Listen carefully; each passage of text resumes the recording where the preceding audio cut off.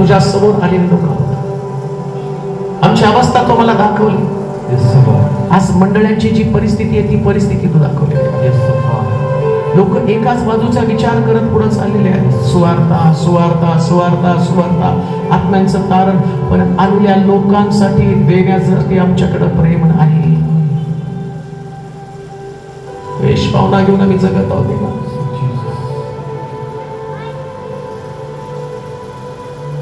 आज रात्री कितीतरी लोक असे आहेत, कुठली तरी नाती त्यांची तुटलेली आहेत. ती नाती जोडली जाणं प्रभू त्यांना आवश्यक आहे, परंतु द्वेषामुळे ती जोडली जात नाहीत. काही गोष्टी तू मंडळीमध्ये पाहतो, आश्चर्यचकित होतो. थक्क करणाऱ्या गोष्टी आहेत. माफ करा मला, आम्ही बाहेरचा छळ पाहिला, आतमध्ये छळ चालू आहे ते कोणीच लक्ष दिलेलं नाही. आतमध्ये आम्ही एकमेकाशी लढत आहोत. बाहेरचं युद्ध सोपं आहे, आतमधलं युद्ध कठीण आहे.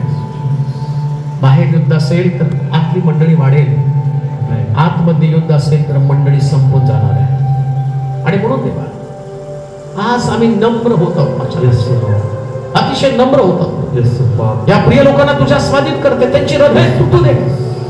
काहीची तुटलेली हृदय त्यांनी तुझ्या समोर मांडली. पवित्र आत्मा येऊन त्यांचा ताबा घे. एक चेंज, एक बदल त्यांच्यामध्ये जाणवू दे. जेव्हा ते घरी जातील, चर्च मध्ये येतील, त्या सगळ्यांसाठी त्यांच्या मनामध्ये स्टँडर्ड लव, दर्जेदार प्रीती जी ख्रिस्तानं केली, ती दर्जेदार प्रीती या लोकांच्या आज आमच्या प्रीतीचा दर्जा घसरला, आम्ही कबूल करत आहोत. आज रात्री तो दर्जा उंच केला जाऊ दे. आज एक मंडळी संपली, परंतु 6 मंडळ्या या लोकांना बदलून टाकणाऱ्या मंडळ्या असू दे. आपली अवस्था त्यांना समजू दे आणि एक मोठं रिव्हायवल त्याच्याद्वारे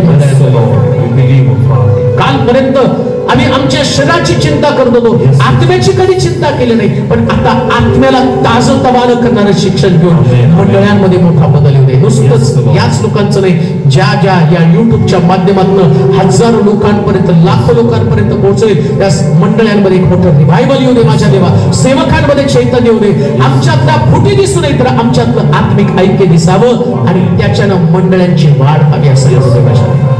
शारीरिक आरोग्य ज्यांना आवश्यक आहे त्यांना तुझा शब्द पाठव माझ्या देवा. आज लोक पिढा घेऊन या ठिकाणामध्ये आलेले आहेत, परंतु विश्वास माझा डोक्यावरती हात ठेवण्याच्या अगोदर तुझा आत्मा इथं आहे आणि तुझा आत्मा पाहत आहे आणि तो लोकांना बरं करत आहे. तो बरं करत आहे. तो आत्म्याचा स्पर्श जाणू दे. तुझं वचन पाठवून तो आम्हाला बरं करतो आणि तुझ्या वचनाच्या द्वारे लोकांची भेट घे माझ्या देवा. पुन्हा उद्याच्या पासून ज्या होणाऱ्या आणि सभा सभेमध्ये एक मोठं रिवायवल येऊ दे माझ्या देवा. लोकांचे मार्ग अडखळणं दूर कर आणि त्या सभेच्या द्वारे प्रभू तुझं राज्य वाढू दे. धन्यवाद देतो, तुझी स्तुती करतो, तुला महिमा दे. येशूच्या नावात प्रार्थना म्हणून केली म्हणतोय.